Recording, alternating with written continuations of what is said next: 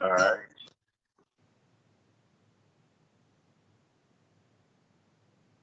Okay. Everybody looks lit properly. I need me.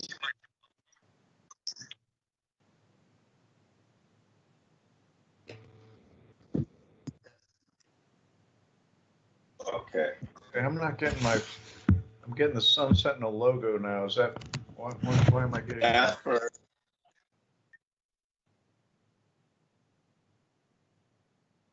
You still see me, right, Hyde? I can't see me. How do I see me? Huh? You see you? You should see you in the little corner. I see you. Yeah, I know. Let me see what's going on. I don't like your lighting, though. Yeah, I don't like it either. You look better. There you go. Is that better? Go. No, when he leans back, it's kind of pull it a little closer to you.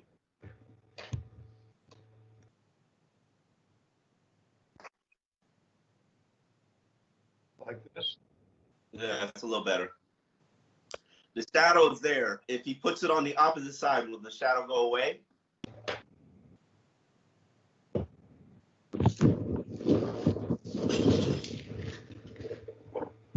Now I got Omar frozen on my.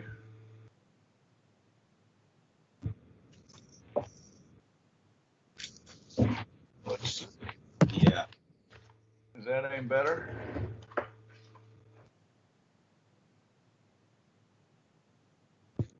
Yeah, it's face me. Face. No, he's got a shadow on one side now.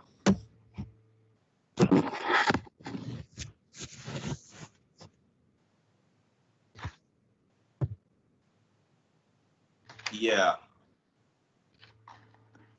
He's doing something now that might work. Getting a strobe light. Yeah, actually, you're good. Is that better? Lean back a little bit. I got Omar on the frozen screen here. Let me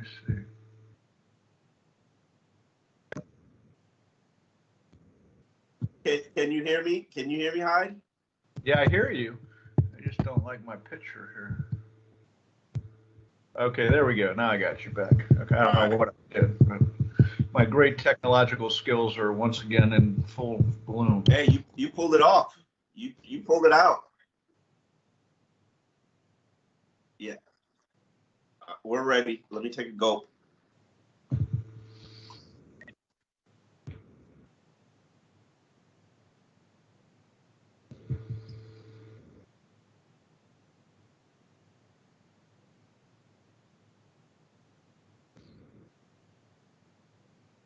So the wait is over, Dave Hyde. The NFL offseason, which lasted all of probably 5 weeks without practice, is finally over. Training camp has finally arrived. The 2021 NFL season is upon us, Dave.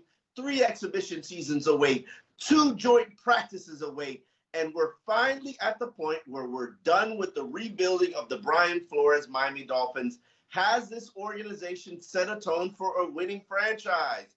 It'll be interesting to see if they can build on a 10-6 season. We'll discuss that on this week's X's Omar. I am Omar Kelly, Sun Sentinel columnist. This is Dave Hyde, Sun Sentinel general columnist, Broward County Hall of Famer for Sports Hall of Fame.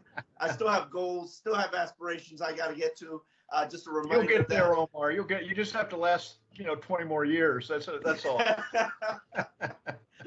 So, Hyde, we've seen all the moves that the Dolphins organization has made this offseason. We've seen them add to the offensive line. We've seen them bring in a veteran quarterback to back up Tua Tagovailoa. We've seen them add speed, receivers. Why do I hear that? What, do you hear that? We got a little feedback, Omar, but we're having our training camp here too. So we've seen them add speed. We've seen defensive players who can help improve against the run. Have the Dolphins improved enough to make a run at the playoffs this year?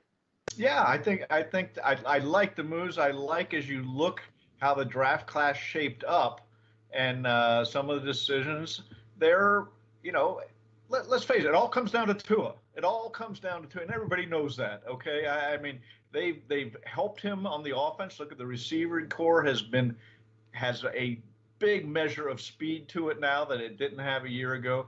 They got more help on the offensive line, even though we don't exactly know how it will shake out. And they covered up some of their defensive holes, and we'll see how that goes. They changed. I'm curious, for instance, in the Jalen Phillips, who I loved him at Miami. I loved him. I loved watching him play. I loved his energy. But they also got rid of Kyle Van Noy and Shaq Lawson, who accounted for 29% of the pressures, last year. Now, does Jalen Phillips make up for that by himself? No. They're going to get some other guys. So we'll have to see how it all blends together. But, yes, they have done enough to say they should be in the playoff picture. I don't disagree with you. If we looked at just who leads and who replaces them, I think the Dolphins are a better team. There are young, unproven players like Jalen Phillips and Javon Holland and Liam Eichenberg, who will probably be the projected starter at right tackle. They're young players, but they have more upside than what left.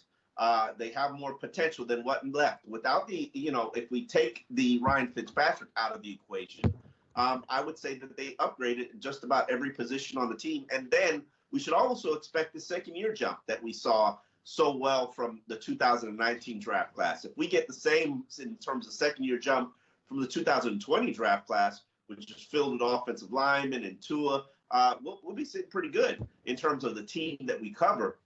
Now, I think that will they have the same amount of turnovers? No. Will they have the same kind of blitzing potential as a defense? No. But I think there are going to be other things that they can do, and that pretty much comes down to coaching. Okay, our first question comes from Mad Mia. What is the most anticipated camp battle? Well, in my opinion, other than the offensive line, Omar, which is a whole different issue. Yeah, in my opinion, the camp battles really start with the battle at center, where you've got Matt Skura, Michael Dieter, and also Cameron Tom, a guy who's a veteran who was signed as a small contract player earlier this offseason. That's really the one open camp battle. And then you've got some other guys that are interesting, like edge players. Andrew Van Ginkel versus Vince Beagle. Van Ginkel had a breakout season last year, but partly because Vince Beagle got injured. Now you've got Vince Beagle returning. We'll see where that goes. Nick Needham, superstar. He's competing with Justin Coleman for the nickel cornerback spot that he's never supposed to have. Nick Needham is one of my favorite players because no matter where he begins on the depth chart, he always rises to the starting spot. He'll probably begin this camp probably on a third team defense and continue to fight and work his way up. And then we've got the gadget kind of receiver behind Jalen Waddle. We've got Albert Wilson, who led the NFL in yards after the catch back in 2018 before he suffered a gruesome hip injury. And then Lynn Bowden Jr., a young player that the Dolphins traded a third-round pick for. Well, actually a third-round pick. The Dolphins traded a fourth-round pick for last year. So it'll be interesting to see what happens, what comes of a lot of these battles. But in terms of camp battles for starting spots, I don't think there are many. Yeah, you touched on what I think is I'm going to be paying attention to a lot this camp, and that is the receivers, and not just, they added speed. Okay, everybody knows they added Waddle. They added the guy who got the most separation last year, Will Fuller, in the NFL when he was healthy. And when you look at the metrics, so my question is how are they going to put them? Where is Devontae Parker now going to become the third receiver? Is it going to be, and as importantly, who's going to play in the slot the most? Because when you look at Tua's stats, who he likes to go to at Alabama, he loved to go to the slot receiver.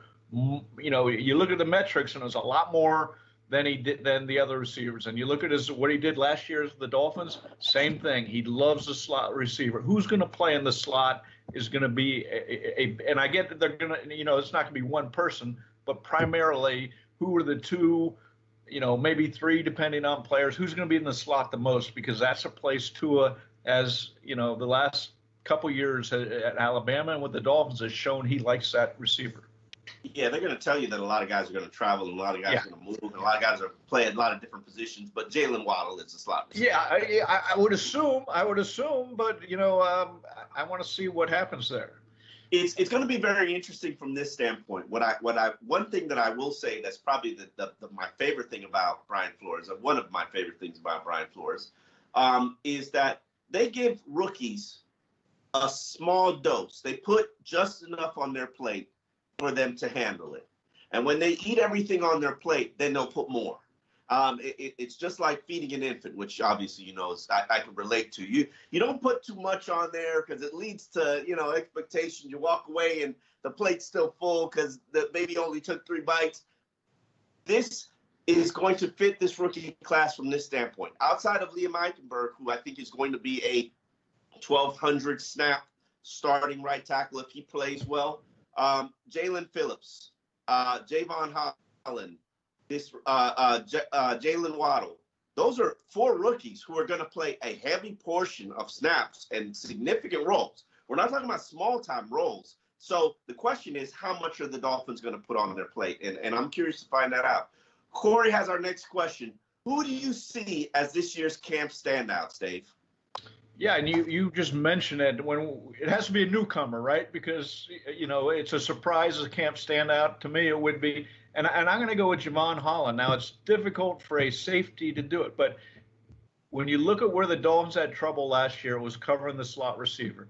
And I went back at Oregon. Javon Holland played slot cornerback a lot in 2019, and he was very good at it when you look at the metrics. And I assume, there's kind of a Brian Flores doesn't have set positions in the set. Guys move in and out of different roles.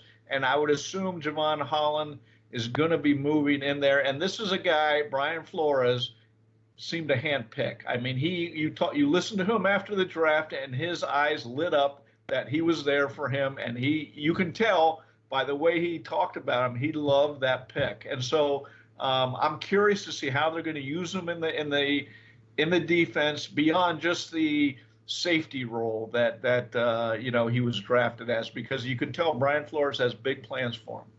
Yeah, I got to agree with you. I've never heard Brian Flores shower anybody with praise the way he showered Javon Holland. But in terms of camp standouts, to me, I want to bring up an example of a camp standout from last year, which is what I'm looking for this year. Last year, Myles Gaskin started with the third team offense. He was a third team running back, Tua's running back, and he just consistently made plays. It just flashed every single day, consistently. And which brings me to the second thing that I really like about the Brian Flores era of this organization. If you practice well, you will play. You will find a role. They signed a big name running back. They traded for Matt Breida. And lo and behold, who starts the season as pretty much the running back and eventually evolves into the feature back? It was Myles Gaskin, because he did the little things that made this offense go. And ultimately, the guy produced 90 yards of offense in the season, per game. And that's nothing to turn your nose up at. But in terms of other guys who have to have pretty much standout years, I think Robert Hunt is a guy that's a lot's going to be put on his shoulder, because he's going to be responsible for opening up the running game. Expectations for him. Jalen Phillips, I think, he has the potential to do a lot more than the outcast at pass rusher. Yes, Vernon was okay at everything, but he was nothing special at anything. And I think that Jalen Phillips can be a special pass rusher. And then Shaq Lawson was all right. He wasn't anything special. So those are I think Jalen Phillips is going to have an opportunity to have a very good prominent role. Okay, Omar, D. Shaw has an offensive line question, and I'm giving this one to you because I know this is what you love. Will the offensive line take a step forward this season? They have to. They were average last year, mediocre. I could add on more adjectives if you'd like. And a lot of people will excuse that on, oh, there were a ton of rookies. They got to cut their teeth. They had no training camp. We'll throw on the laundry list of excuses. Well, there are no excuses anymore. And Austin Jackson, Robert Hunt, Solomon Kindley, who I saw today, by the way, and he didn't look 350. He looked more 340. So hopefully he had a good. You can tell a 10-pound difference on a 350-pound man, Omar? I can, Dave. I've been doing this for 14 years. I can. He probably will look a little bit bigger in pads, but, and listen, those guys have to play like the second-year players last year played, where you got to see them take that Myles Gaskin, that Nick Needham, that Preston Williams, that Christian Wilkins jump in terms of productivity, execution, understanding of assignments, mastery of task. And I think that they all have the ability to be NFL starters. The question is, do they have the ability to be upper echelon NFL starters? And to me, if you're not an upper echelon NFL starter, what are we really doing? So we'll find that out this year. Yeah, I'm with you there. When you talk of how this rebuild went, they invested a lot into the offensive line, okay, a lot. And then it went right through all three levels of the three drafts or, ideas with free agency of the rebuild. And so now's the time for results. There's no reason you'd start 3 rookies last year. They're going to be better this year. They have to. I mean, you play them as much as they played last year, and they, Austin Jackson, he should be a average to above average left tackle. That's the idea this year. He was pretty good before he suffered his knee injury last year. Yeah, and then when he suffered his knee injury and came back, he was okay. If we can get back to the pretty good, I think Robert Hunt's move to guard will play to his skill set and his strengths. I'm curious what happens with Solomon Kindley. If Robert Hunt's playing that right guard spot, will Kindley play that left guard spot? I will say this. Solomon Kindley, his one game where he actually looked decent good was when he replaced the left guard, Eric Flowers. Let me say something about this, too. There's a new offensive line coach. We're on 4 offensive line coaches. When you talk of the staff of an NFL team, an offensive line coach, to me, is right with the coordinators as far as importance. Because when you look at the great teams, they have a coach who is taking talent, and a lot of times it's lower drafted talent, and making that into a very good unit, okay? And so he has a coach. I was talking to Jimmy Johnson about this offseason, and he said that an offensive line coach has the ability to be more important than his players. And there's no other coach on the staff who is like that, in that he can take guys and he can make guys into very good players. And then that's so we'll see how this works. Brian Flores has changed over the staff a lot, and it's hard to question him when you look at the results of the last couple of years.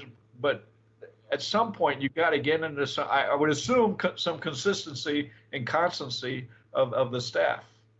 Yeah, I when I did a breakdown of how many resources they've used, first round, second rounds, third round, fourth round picks on offensive line the last 10 years, it has been staggeringly troubling that they still have not been able to get it done. And yes, this is the 4th offensive line coach in 3 years. So this is clearly, Flores has identified this as an issue that needs to be addressed. Silky Flores has a good one, Dave. Have we done enough this offseason to improve the run defense? Have they done anything, Omar? No, I mean, they got Bednarik McKinney from Houston. I get that. And the idea was Raekwon Davis was so good in the second half of last year that he made Devon Godchaux expendable. And they probably weren't going to spend $8 million on him anyways, the way New England did. But the idea is he's not going to be missed because Raekwon Davis came on so much at the end. And the question to me, when you talk about the run defense and what they did not, starts right there. Christian Wilkins showed he can be a good run stopper, a good line player. I think you look at the metrics on him, and I think he had 11 stops, which is, in the upper tier of the league. And so the question is, Raekwon Davis, what do he look like at the end of last year? Because if he is, and if he takes that progressive step forward this year, then you're talking something special. I remember watching, speaking of Raekwon Davis, I remember watching him the beginning when they put on pads and just watching him practice, and nobody could single block him. He was such a big human, massive. I would put him right at the zero, right in front of the center, and when the center snaps the ball, just collapse on him all game and see what kind of damage he can do. But they did add Benardrick McKinney, who is a run-stopping specialist from the Houston Texans that they traded for. I think Adam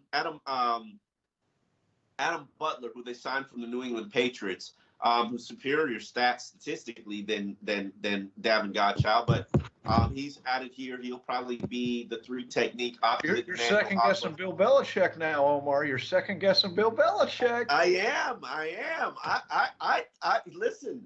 I think a lot of New England's moves that they made this offseason are horrible.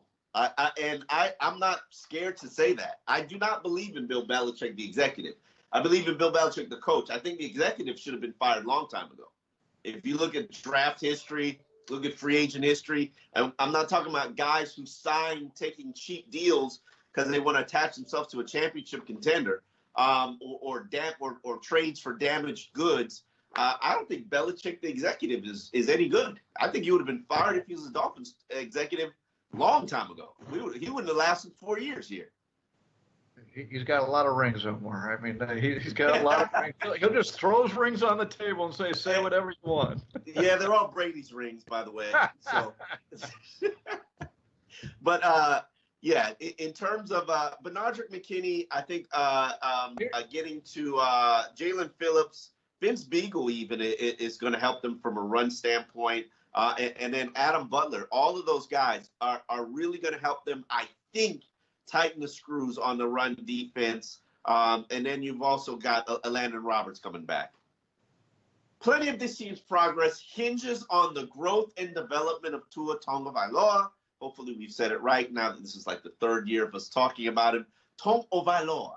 But there's some fans who are ready to pull the plug on Tua if he doesn't meet expectations this season, Dave. They don't even want to give him 30 games. Plenty of fans lack the patience to wait for him to develop and blossom like, the Chad Henneys or the Ryan Tannehills of the world.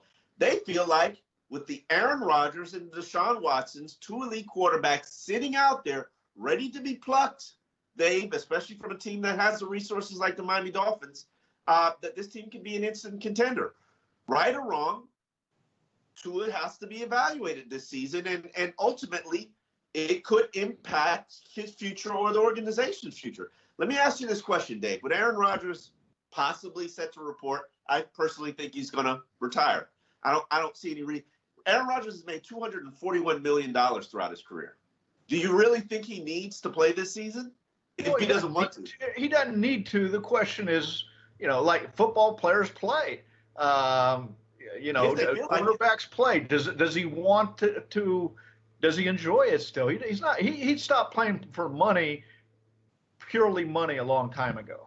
Yeah, but exactly. But if you're not playing for money, then you've got to play for the enjoyment. And if you don't like the people you're working with, you're not going to work, are you? Well, we'll see. We'll see. I mean, it wouldn't be the most surprising retirement in NFL history. That goes to Jimmy Brown at 29 when he's the best player in the league. But it would rank up there. It would rank up there if he did. Now, let me ask you this question, Dave. Put you on the hot seat. If Miami trades for Aaron Rodgers tomorrow, let's say they offer up 3 first-round picks, who cares? For Aaron Rodgers, a guy coming off an MVP season, are the Dolphins instant Super Bowl contenders right now the way Tampa Bay was with Tom Brady? Yes. Yes, they are contending now. Are they better than Kansas City? No. Are they better than, Baltimore or, they could be right there. They are contending in the sense that not only would they make the playoffs, they should win a game in the playoffs. Okay, now that puts you right there to, you're in the mix of going to the Super Bowl. So But I will say, if they would get Aaron Rodgers with this young core of talent, and it develops the way the Dolphins think it will develop, then for the next 3 years, you're going to be building. You should be get progressively better, and you would have a chance all 3 years of doing something special. Yeah, absolutely. The defense. The question is, what you're really asking is the defense. Can that repeat what it did last year? Does the speed at receiver that they got, is that going to translate? Would it mix with what Rodgers can do? And can this offensive line do enough the first year under Rodgers to against elite talent? Let's remember, they won 10 games last year. They beat one winning team. Okay, so they haven't proven that they can go against the elite. They so very good. That's not to dismiss last year. They won 10 games. That was great. But are they there? Aaron Rodgers would make them a playoff team and a team that should and could win in a playoff game. They're not ready to win the Super Bowl with them. Our next question comes from Showtime. I've been wondering if all the Watson noise, trade talks going back to the spring, is pushing Tua to grow up faster.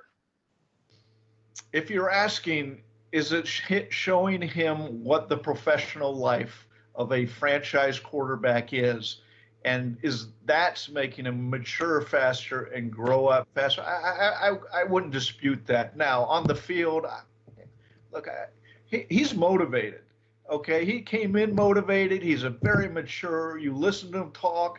How can you not like him? So his mind's in the right place. I'm sure, like anybody else is told or hears the rumors of your jobs being good, it probably made him mature and harden a little faster of what the life of a professional quarterback's like. I totally agree with you. I don't think the part of the reason why I'm such an advocate for Tua is because there is nothing that's going to motivate him more than what motivates him internally. And I think he realizes he had a subpar. He was the anchor holding this team back. And, yeah, the weaponry wasn't great, but his play wasn't great. He couldn't read defenses. He couldn't make the audibles and checks. He couldn't progressively go through his reads and throw guys open. He couldn't hold himself to the same standard of Ryan Fitzpatrick, which obviously is probably a little bit of a gut check for him. But as I continue to say to Dolphin fans and everybody who will listen, Ryan Fitzpatrick was just added as a starting quarterback to a team that made the playoffs. So let's put that a little bit in perspective. I was troubled by how he held himself to the standard of Ryan Fitzpatrick. And I get it. I understand. But you're not going to be executing an offense and reading a defense as quickly as Ryan Fitzpatrick. There are probably 3 quarterbacks in the NFL who read defenses better than Ryan Fitzpatrick. So, Omar, I love he held him. He should have held him to his standard. The team's holding him to that standard.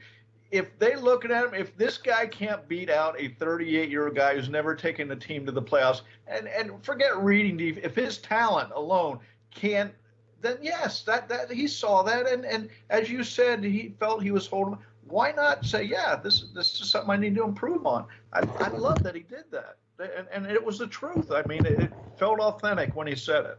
He fell on the sword. He didn't have to just absolutely. Of course he didn't. He didn't have to. I agree. Okay. I think it's the admirable thing to do and say, and you make excuses for your subpar core of receivers, which was highlighted by Jakeem Grant. Like, I get it. Jakeem Grant, Malcolm Perry, and Isaiah Ford, and Lynn Bowden Jr. Woo-hoo! Those are guys that you should absolutely say Hall of Famers right there. But let's put it in perspective here. He didn't have great weaponry. He didn't have a good offensive line. He didn't have comfort in the offense. He didn't have the ability to read defenses. You just add 2 of those 3, and he should at least improve. Let's hope. All that is true, but he was also on the highest scoring Dolphin offense, as you have pointed out, since 1985, I believe. So I agree with you, everything you said, but it was still a pretty good offense when it was pretty, yeah. The bottom line. So, as far as offense, there are obvious things Tua needs to improve on. Third down percentage on pass attempt yardage per attempt is the bottom line. And the long pass, 6 completions over 25 yards in almost 300 attempts. I mean, these are obvious and glaring numbers that need to rise, and I mean they should rise if he's what they think he is.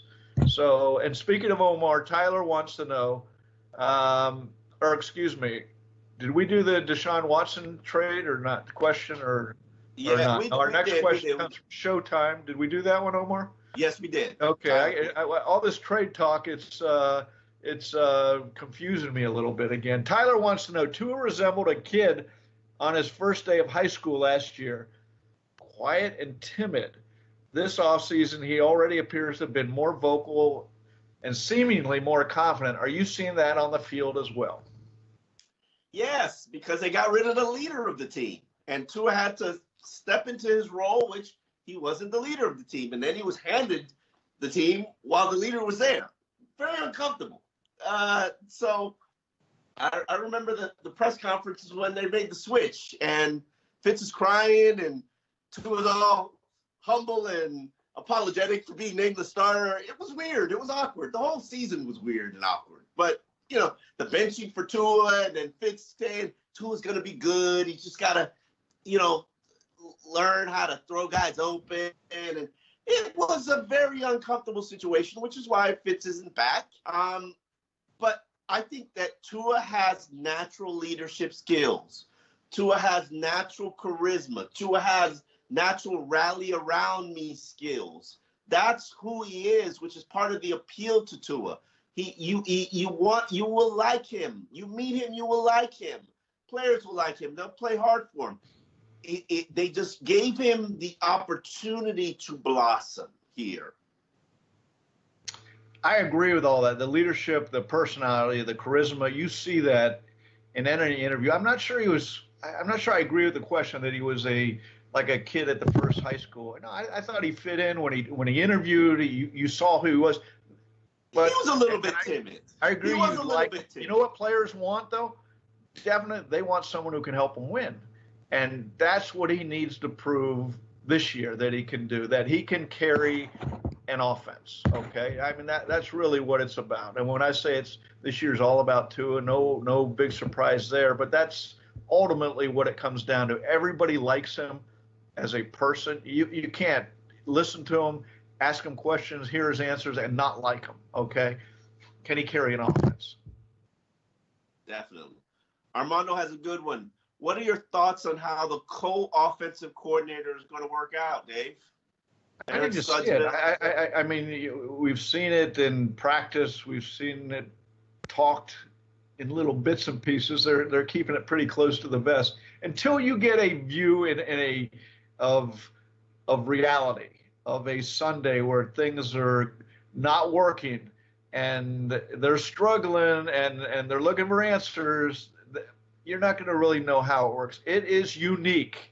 Okay. And there are people out there saying, let's see. My question beyond the two-headed, the co-offensive is, are either of them an offensive coordinator? Neither of them have proven. And so I'm interested. What? You're going to go Houston on me with guys. Yes, I am going to go Houston on you. Okay, but he got stripped of the job. Yeah, but Brock Osweiler was his quarterback. Come on, man. Yeah, all right. That's fair. I'm not judging here. I'm just pointing out there are a lot of you're judging. There are questions. No, I said I want to see it on the field. I'm curious. I'm open-minded about how this will work. But there are questions beyond just how. I think people are caught up into it because they can't get past who's going to call plays. Who do we blame? Okay, now there are two people to blame. One's a run game coordinator. One's a pass game coordinator. Things go wrong with the run game. You know who to blame. It's Eric Studesville's fault. Things go wrong with the pass game. You know who to blame. It's George Godsey's fault. if they both do their jobs, and I think that the run aspect of it is way more important than the pass. I know that just sounds ridiculous to the new fantasy football age era of football, but I'm a firm believer, and you know this, Dave, the run game sets the table for everything. It sets the table for the passing game, sets the table for the defense. If you can consist that, Omar, I don't know that. I'd say in today's world, it's the opposite. The pass game sets the table for the run game. This isn't, but we could. That's a different issue. Okay, it's just a philosophical issue. Here's my question: Tua was much better last year in the 12 set, okay, as opposed to the 11. Who's going to decide, okay, we're going to run this formation, and then Tua, you decided run or pass, okay? So that, to me, philosophically, how the offense is, when I say I want to see, I'm going to have to see it. I mean, what people don't realize is in the RPO offense, Tua does decide whether they run or pass. I would say probably about 40% of the time. But what formation? Who decides the formation? Who's going to bring the personnel on the field? That, to me, is something I need to see. Okay, when you talk two offensive coordinators, run game, pass game.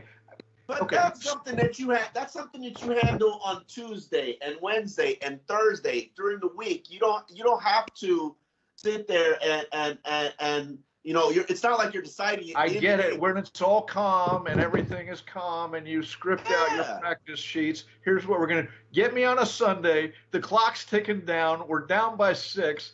And we need the right players on the field. Who's the offensive coordinator then? Who's putting the player? That's what I need to see to know whether it's going to work or not.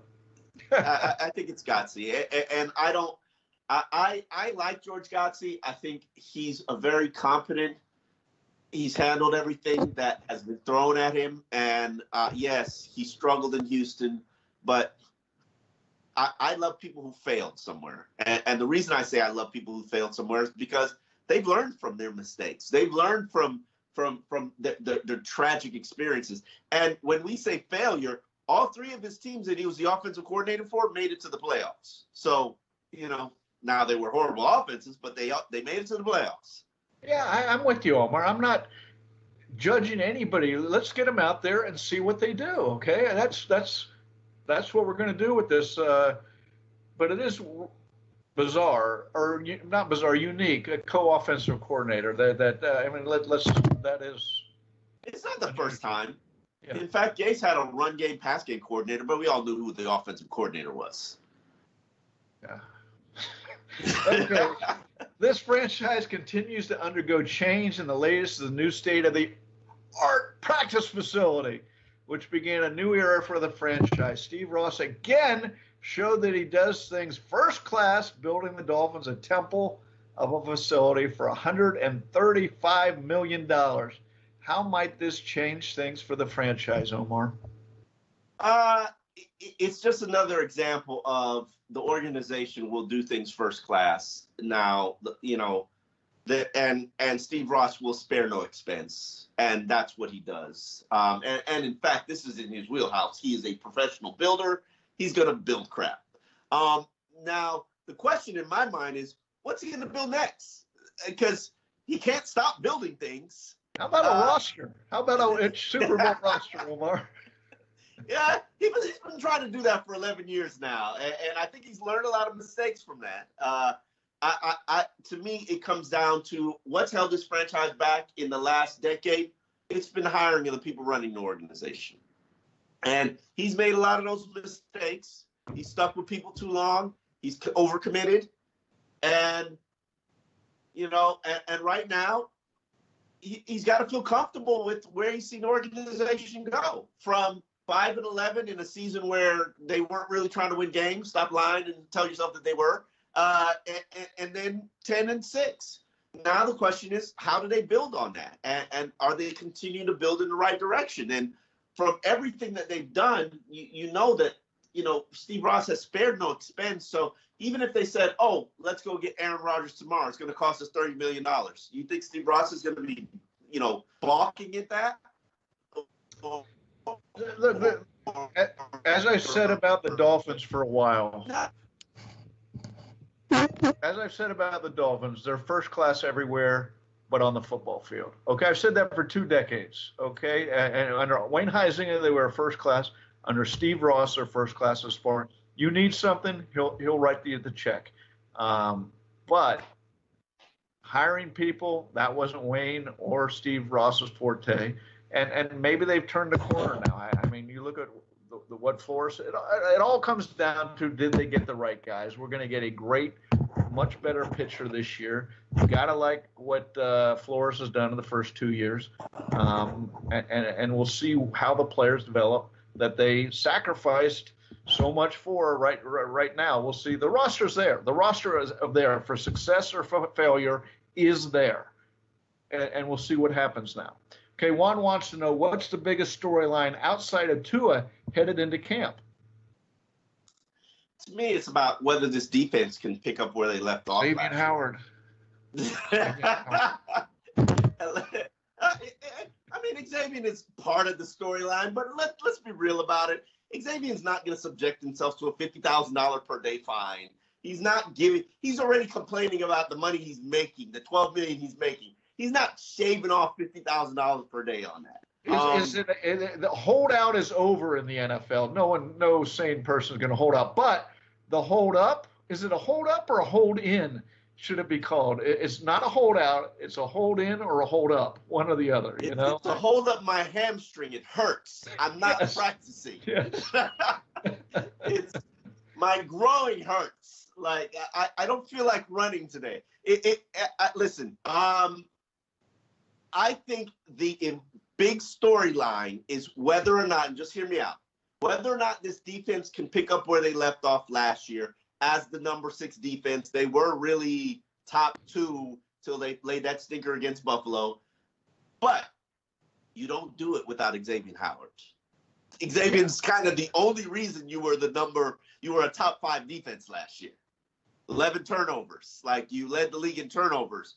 Xavien skill set allowed you to play defense the way you wanted to play defense, where you basically had him naked out there against the opposing team's best player, baiting that quarterback to throw to that player, and Xavier pulled down the interception plenty.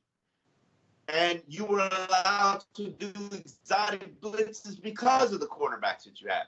I don't know if you play that way without Xavier. Yeah, that to me, that's the storyline. First storyline is Tua, second storyline is Xavien Howard. Now, I assume he's going to be in camp for all those reasons, but you need him playing at the level he did last year. And that's a rare level, okay? When you look at they had 28 turnovers last year. He had 10 of them. He had 20 he had 20 passes defensed. Okay? He was as impactful on the defense as anybody in the league. Okay? He could easily have been the NFL player of the year, and nobody should have blinked. He was that good. Now, can he play that level? Can he stay that healthy? Is he happy enough to? Is his mind in the right? I mean, there are a lot of issues here, Omar, going into training camp that it doesn't matter to me if he doesn't practice in training camp. But as you get closer to the season, then you're going to need Xavien Howard if you're going to repeat what they did last year. Speaking on Xavien Howard, JM Dane 954 asks, who starts if Xavien Howard doesn't show up to training camp, or let's say he gets traded, Dave? Well, then you have an open tryout of a bunch of guys, frankly, none of them are. Then you talk scheme. We're going to be talking scheme and protection, and Javon Campbell's playing really well, so they don't have to do as much. But I mean, we can throw out names. Nick Needham, where's Jason McCourty at his age as a cornerback? I don't mean you're not going to do that. But where's Noah Igbenogany? They picked up the Coleman from Detroit, who's a slot cornerback typically. But I mean, these are the names we're going to be hearing and watching if Xavien Howard is traded. Absolutely. Leads us to our next question, which comes from Mark Heads, who asks, given we got a first-round pick for Minkah Fitzpatrick, first and some change, what's the minimum you take for Xavien Howard? And what's the can't turn down offer we might expect to see if in a Laramie Tunsil-like deal? First round pick. Let's just repeat that. A first round pick for Minka. It was the 18th pick. Okay. For a guy in his first 4 years, he's all pro. Not Pro Bowl, Omar. Not one of these. He found his way into the Pro Bowl because someone got all pro. All pro. That's Hall of Fame. You're talking trajectory into the Hall of Fame. Okay. So that's not value. And if Xavien Howard is healthy, you're not going to get value for him. If you're a team, the time to trade Xavien Howard was when you traded Laramie Tunsil, and that type of a deal. Okay, and that's not to say any team offered that type of deal, and it's not. And you took Laramie Tunsil, and I get it, but that was the time to trade him. You're far down the line of. You have to win now. You're going to be judged like a big boy team. Wins are wins, losses are losses. And if you want to win now, you don't trade Xavien Howard for draft picks. You're not going to get value. Okay, I mean, we could say you need a first and a third for value, but seriously, you're saying next year we'll get someone to replace Xavien Howard. So the only way it could work out is you get another superstar in return. That's you trade him for.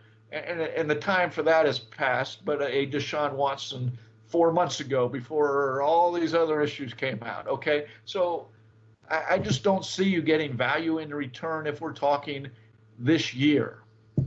I agree with you. It doesn't make sense that you give up on Xavier for anything less than a first and a third. And when I say a first, I'm not talking about a pick in the 20s. I'm not talking about Seattle's draft pick. Something high, something significant, something up there. Maybe New Orleans' first pick, because who knows if they're going to be making playoffs this year. But you're not going to get comparable fair value for Xavien Howard. He's a Pro Bowl player, and let's hope that he stays healthy and plays at that level where he's led the NFL in interceptions 2 years now. Let's hope he's in the running for the NFL interceptions lead. And I see no reason why he wouldn't be, but yeah, I don't know how this is going to end, Dave. It's an ugly little marriage here headed towards divorce, but I'm assuming a nice big fat ring will fix everything. Just a guess. All right, Omar. Big Naj has a question. Can you see us getting another safety via free agency like Malik Hooker? Also, should the Dolphins be bringing in LeVeon Bell or Olivier Vernon or both? And how could they fit? I believe I saw somewhere that Malik Hooker signed with Dallas or is going to sign with Dallas or is trying out with Dallas. So he's a player that and to be honest with you, he's probably a progress stopper right now because they're all in on Javon Holland. I went and actually watched LeVeon Bell work out 2 weeks ago. And while I'm a big fan of his skill set, I'm not necessarily certain he's still got that juice to give you, lead the NFL in rushing. He's more of a complimentary back, but he is a big back that the Dolphins can certainly need. Now, Olivier Vernon is an interesting case because he's coming back from a ruptured Achilles. He probably won't be healthy or ready to around midseason, but he's certainly a player where if they go through the season in the first half of the season and they realize we don't have any pass rush, maybe that is one breaking case of emergency free agent. But in terms of the other names, I don't see them making those moves. I do think they need another back, but I think this is a situation where you could wait until teams start paring down their roster and rummage through the waiver wire. Yeah, and you talk. What has Brian Flores done? But he came in and he set his culture, and you can see. You've gone through some of the things, his basically rules and ideas and it's very obviously what he's done here. And do you, I don't know, risk it? But Le'Veon Bell has a track record of questions, and do you why risk that over a guy who's not a superstar? He's not a superstar. He was a superstar. He's not that anymore. He hasn't. Yeah. Could he help you? Could his talent help you? Yes. But I go out and I'm surprised they didn't sign a veteran running back like a Le'Veon Bell. A Malik Hooker, and I haven't seen the Dallas report, but they have a lot of safeties. They have a lot of safeties right now, and a lot of safe. Yeah, Brandon Jones had a good rookie year. Okay, and where's he going to be? So I'm not really worried about that. And I agree with you on the pass. Olivier Vernon. Again, the stat that Shaq Lawson and Kyle Van Noy accounted for 29% of the pressure last year. Now they're gone. Jalen Phillips is in. Obviously they get a couple guys healthy back, but do they have enough? That's one of the questions going into this year. Definitely. Well, Dave, it's always a pleasure to be here on X's and Omars with you. We will be back. We're not going to be doing X's and Omar during training camp, but we will be back before the start of the exhibition season to recap sort of what we've seen during training camp and then carry you into the regular season. For Dave Hyde, Omar Kelly, this is Sun Sentinel. You can find X's and Omar on the Sun Sentinel website, on any place you find your podcasts or streaming platforms. See you later.